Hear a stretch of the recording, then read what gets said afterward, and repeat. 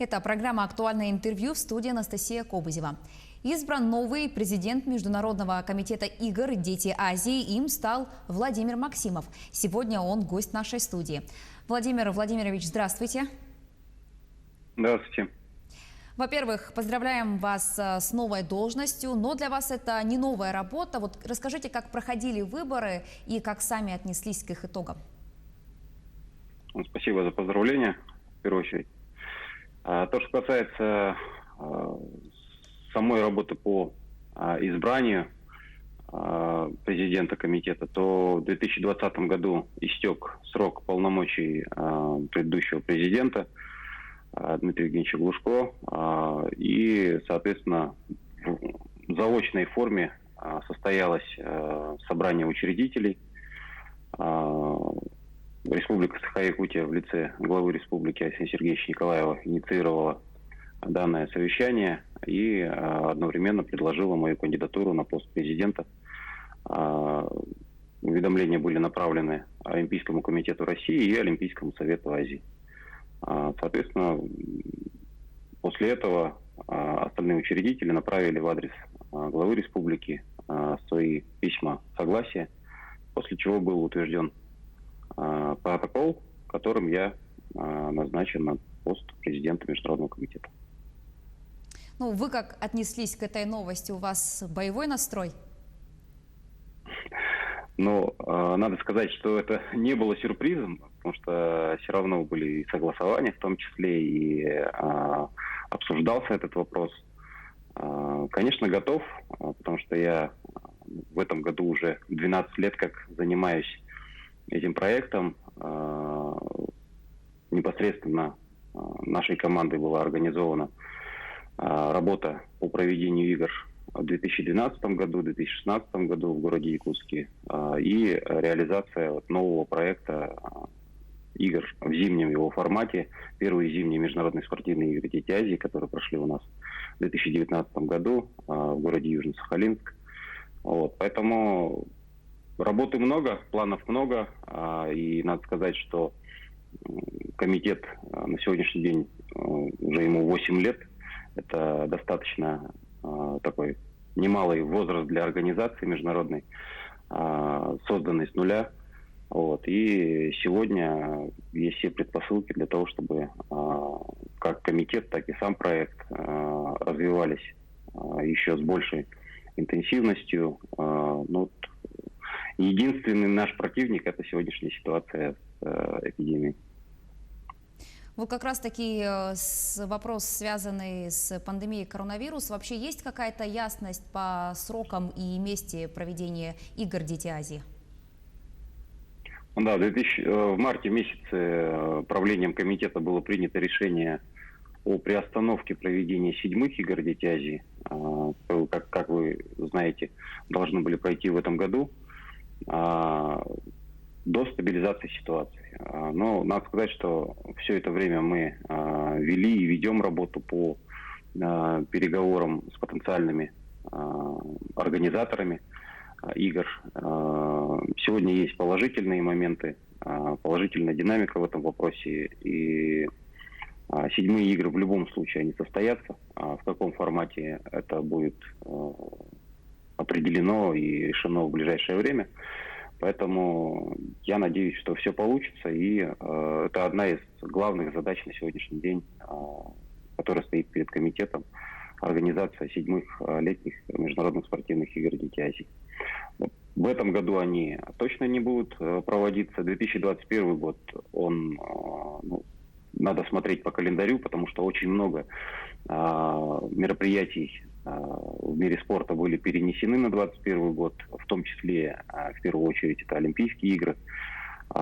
И, соответственно, по календарю международных событий, по загруженности национальных олимпийских комитетов, все это будет учитываться и будет определен срок проведения следующих игр «Дети Азии».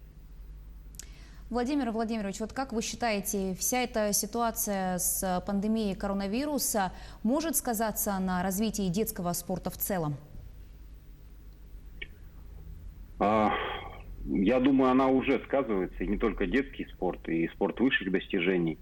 потому что все мы свидетели того, что спортивные объекты, они закрыты. Фитнес-индустрия, вообще индустрия спорта, она, можно сказать, пострадала. Как и другие сферы в основном, да, которые направлены на обеспечение населения. Вот. Поэтому здесь, конечно, большая нагрузка лежит на органах исполнительной власти в сфере физической культуры и спорта. То, что касается детского спорта, это большая роль здесь играет и учреждений дополнительного образования, как они выстроят свою работу. Потому что все-таки спорт – это сфера, которая, честно сказать, нельзя заниматься удаленно, тем более детям. Потому что в любом случае должен быть контакт, должно быть общение. Соответственно, здесь есть моменты, которые они будут видны, я думаю, в ближайшее время, когда начнутся уже проведение, в том числе и соревнований. Но в то же время надо сказать, что для наших спортсменов это хороший стимул где-то догнать своих сверстников или оппонентов из других регионов.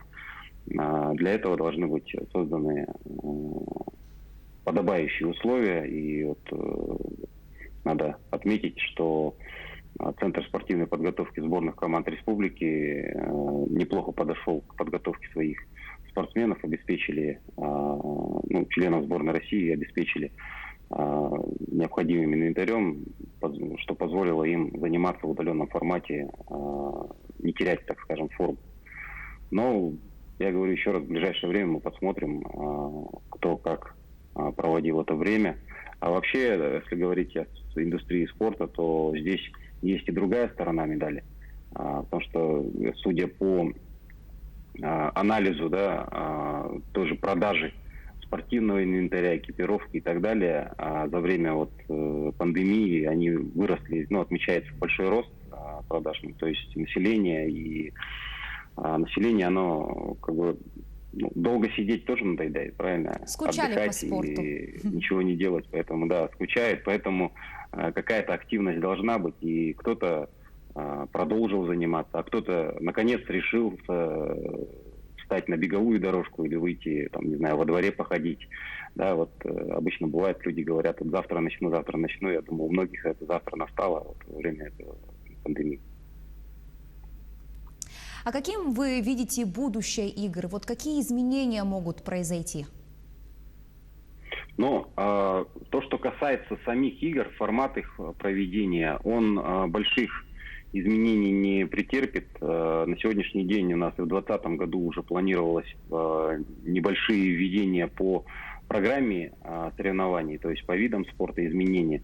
Мы постоянно ведем, так скажем, делаем аналитику по зрелищности, активности тех или иных стран в участии в играх, для того, чтобы игры было проще проводить организаторам.